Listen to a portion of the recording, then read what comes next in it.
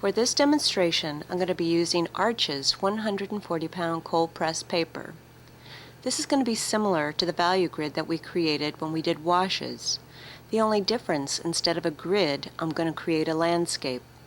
And instead of adding more water, I'm going to add more pigment. This is going to help to show you distance.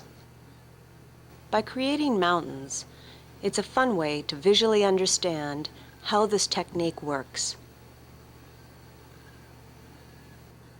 Now that I've created my line drawing, I can go in with my bamboo hake brush and cover the entire surface with clean water and get ready to create my first wash.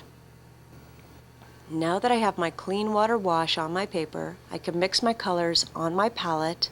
I'm going to use ultramarine blue and a little purple matter, then apply it to the paper. To give the look a distance, I'm going to keep the darker color on the top of the page, similar to the sky overhead. Then the lighter color will recede out into the horizon.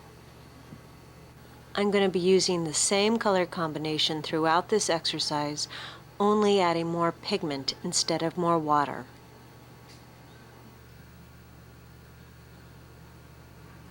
As I showed you, when I create washes, I constantly keep my paper moving to keep the pigment smooth and even. As you can see, the colors will always dry lighter, so it's all right to add a richer application of color. When the paper is completely dry, I can then start to add the distance. I'm going to begin by working on my farthest mountains. Notice how I'm using the lightest value first. If there are any hard edges, I can use a clean brush to smooth them out. Then after each layer is dry, I'm gradually going to build up the color density into the foreground. Now you can see how the mountains stand out from the horizon. And using one value shade darker, I can go in and add the second layer of mountains. And then with clean water, soften out those edges. As you can see, I have a little bit of pigment on my brush. So all I have to do is use a larger brush with clean water and help smooth that out. Here you can see how this helps. Now I'm going to add a little more pigment to my color mixture and add it to my mountains.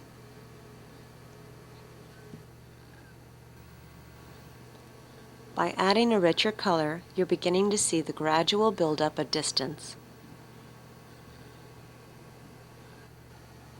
Again, using a clean brush, I'm going to go in and soften out my edges and wash it all the way down to keep my color surface even. While it's still damp, I can go in with a finer brush and add some details to give the illusion of trees in the distance. This is starting to give you a really good idea of how the richer, darker colors are coming forward and how the lighter colors are receding. So this is going to give you a really good idea of how I create distance in my landscapes. If I'm creating a floral, it's actually the other way around. This is a really simple visual exercise. Now I'm going to add a richer pigment to the next mountain range. I'm going over the entire area and washing down into the foreground. Again, this layer must dry before I continue. Notice how similar this is to the value grid I created when I showed you washes, but this time we're working in the opposite direction. Instead of adding more water, we're adding more pigment. Now that this is dry, you're actually able to really get a good visual idea of how it all works together. Even doing this simple exercise gives me the feeling of being in the mountains. It's not that I have to create all the details. I'm trying to capture the essence. Now for this final layer, in the foreground, I'm going to use the darkest color.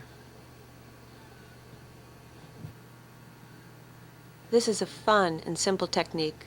Experiment with different shapes and objects. Have fun with it.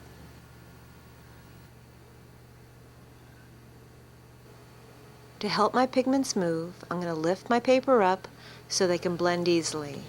Now here's the final product, and you can see how it all works together.